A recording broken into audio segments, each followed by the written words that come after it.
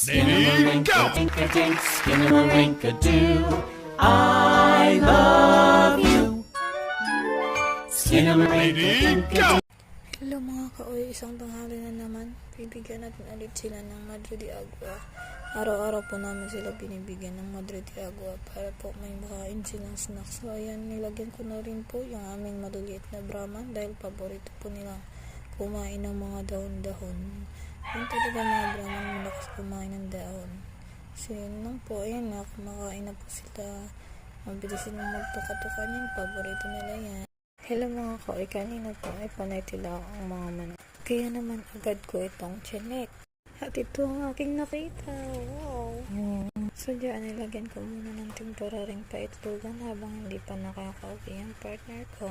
At siya na lang gagawa ng paitlogan pag uwi niya. So inilagay ko lang dyan sa gilid at inilagay ko yung itlog niya.